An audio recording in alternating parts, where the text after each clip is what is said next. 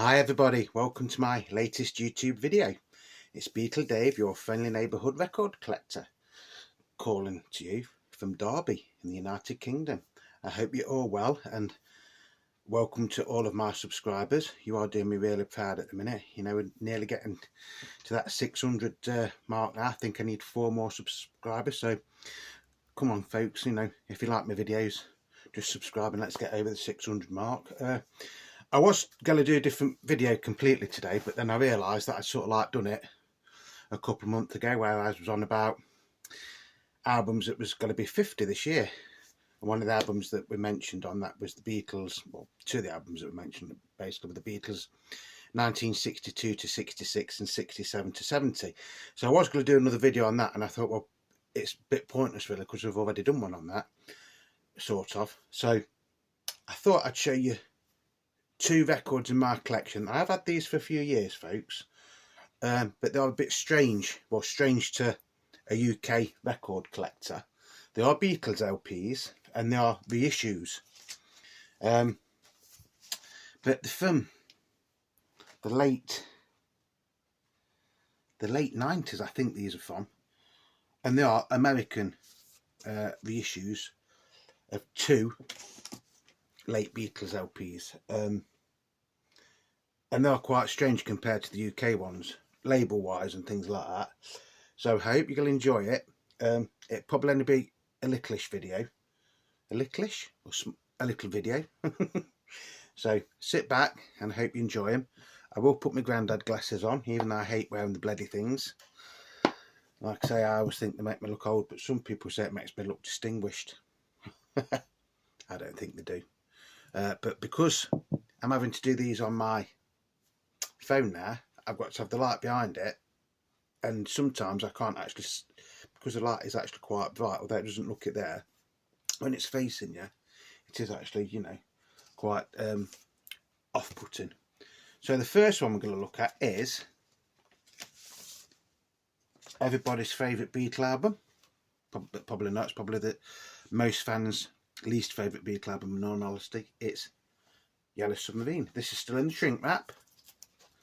It has got a barcode on it, and the strange things about these are you've got the Parlophone logo there, you've got the Apple logo, and you've got the Capital logo there. So you've got 3 different logos on it. No red lines or anything. This is exactly the same as the UK copy, i.e. in the contents. So you've got Yellow Submarine, Only Northern Song, All Together Now, Hey Bulldog, It's All Too Much and All You Need Is Love. Side 1. Side 2 is the original film score composed and orchestrated by George Martin.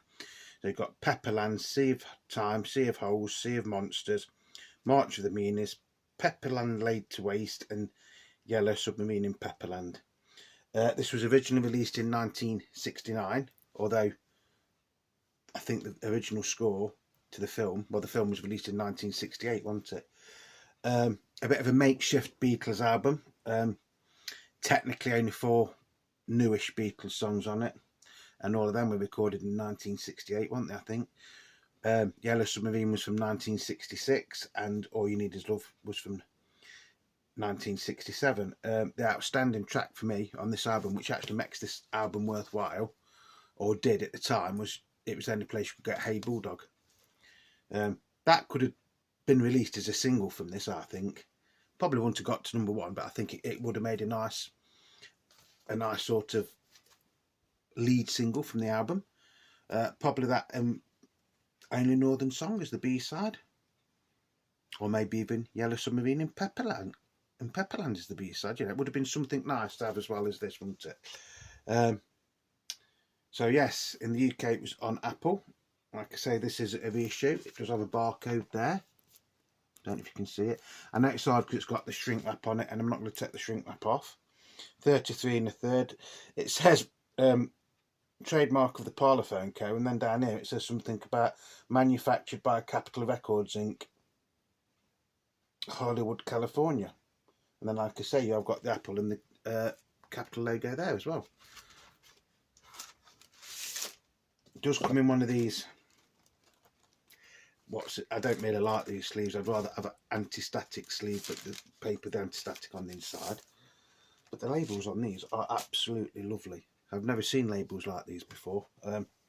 Obviously, if you live in America, these are probably as common as anything. But in the UK, I don't think these were ever officially released over here. Again, on the label, you've got the great big Apple label, but then you've got a capital logo and you've got a Parlophone logo. So that's side one. Capital there, and Parlophone there. Parlophone there, look. And capital over that side. And then you've got a white background, which seems really, really strange, doesn't it? You might be able to see it better on the B side, or side 2.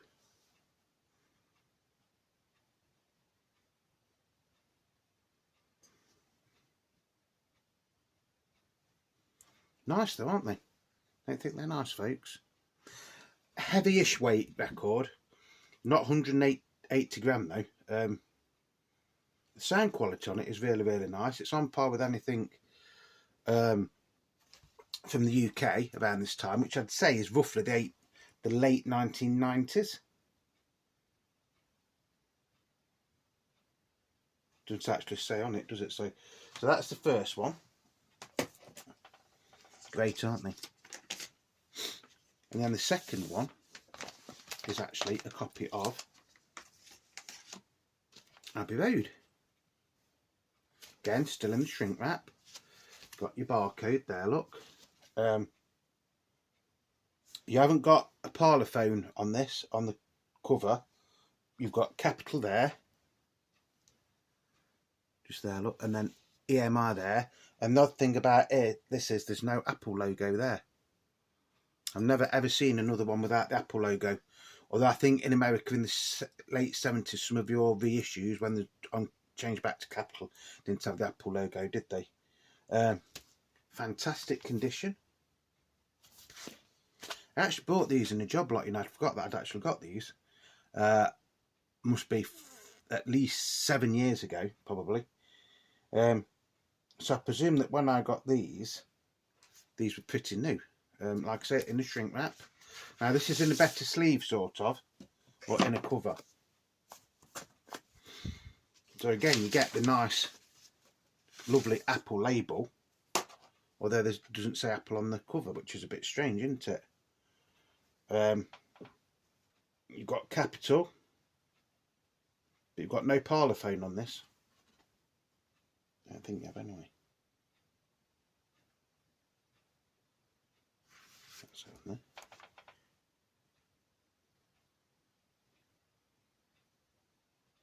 Original sound recordings made by EMI Records Limited, copyright 1969, EMI Records. So the track list on this is exactly the same as the UK version. Just seems weird seeing that Apple on a white background, because in the UK there's always on a black background, aren't they? It is a nice design though. At least you can see what it says on it, not like the newer ones that are around today, you know, which, you know, the green, the full Apple side sometimes can be very hard to read, can't they? It's very, very strange catalogue number to it though. And this doesn't have Her Majesty on it. I mean, it does have it on it, but it's not credited. So the last song on side 2 is credited as The End. Just there, I don't know if you can see.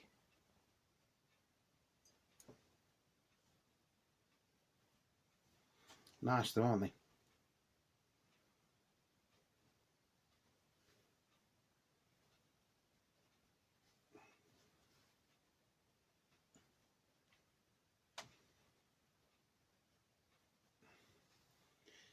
Like I say, really, really nice sounding records.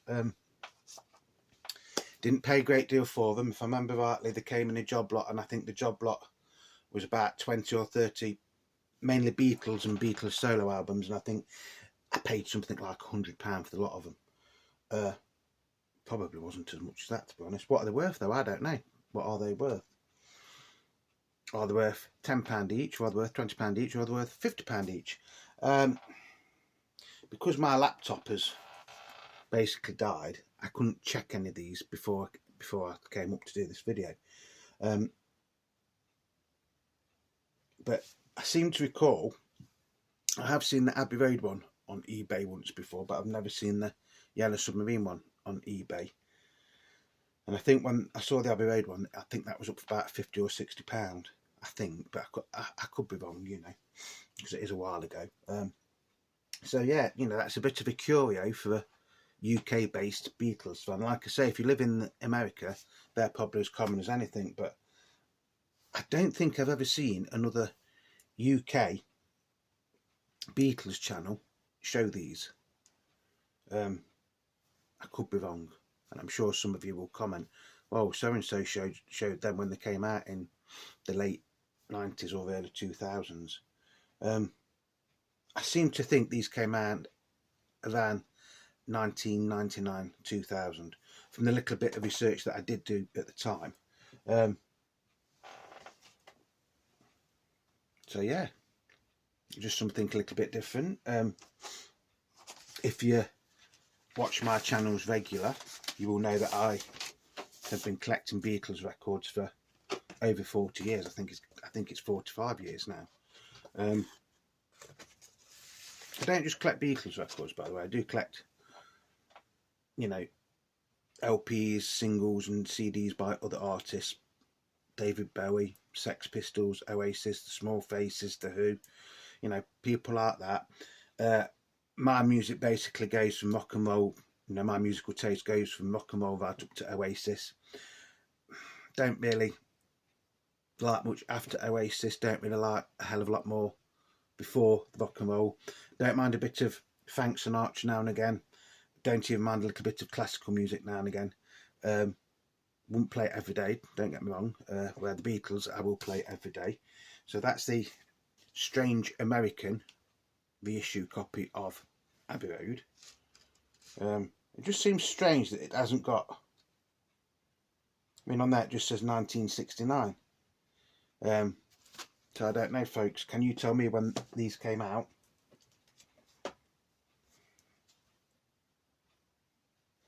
Because this is quite similar to the UK version of the Beatles at the BBC Volume 1, or the Beatles at the B Volume 1, which came out around 1994, didn't it? So they could be slightly earlier than what I think they are.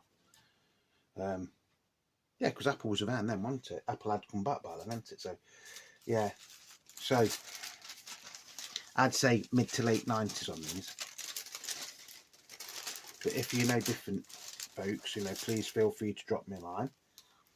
Although I'm showing you records, you know, I do like to learn things as well. If I, you know, like I say, I'm not 100% sure on when these were originally released. In America, I don't know, do you still get your own sort of like albums, or do you just get the UK versions now? I don't know. I think it's a shame if you can only get the UK versions now, although that's classed as the canon or whatever they call now, isn't it, the UK catalogue? Because I think America did some really, really, really, really good Beatles albums. One of which I will quickly mention, although this is a picture disc, and I know some people don't like picture discs. I've got no problem with them. There's this one that I got at a recent record fair in Matlock. Didn't pay a lot for it, £20. I actually played this yesterday. I didn't play it up here in the music room. I played it downstairs on my Technics system, which is a nice system, but now my Technics system hasn't got a Technics record deck. It's got the Project record deck plugged into it, and my other Technics deck is up here in the music room, basically because I use these more. So the one downstairs doesn't get used that often, but the sound quality on this was absolutely amazing. You know, some people don't like unofficial records, because I don't think this is an official release, is it, to be honest? But the nice thing about this is you get both the covers, sort of like covers. You get the later cover, and then you get the famous Butcher cover. Like I say, the sound quality on this was absolutely amazing. I don't endorse illegal records or fakes or counterfeits or bootlegs, whatever you want to call this. I mean, is it a fake or is it a counterfeit? I don't know. Is it a bootleg? Probably. Because I don't think this was ever officially released on picture disc, was it? By Capital. Although it does say Capital there, ST2553, I think. There. And then it does have the number there as well, look. Like I say, sound quality is really, really good. Like I say, I don't endorse illegal records, but if I see it and I want it, I will buy it. I've got no problem with buying them and playing them, because most of the ones I buy second hand anyway, so, you know, it's not like, I don't think that bootlegs in the UK are regarded as the same in America. I think in America, I think a lot of people think if you buy a bootleg, you're sort of like helping drug dealers and gun runners and things like that. I don't think it's regarded with that sort of thing here. I think in the UK a bootleg is more regarded as, well, until the record company officially like releases it and that's the only way that you can buy it, then yeah, it might be an inferior product, but if that's the only way you can get it, you buy it. And as a collector, we all like something a little bit different, don't you? They're different though, aren't they? They don't look very different, do they? The covers don't look very different.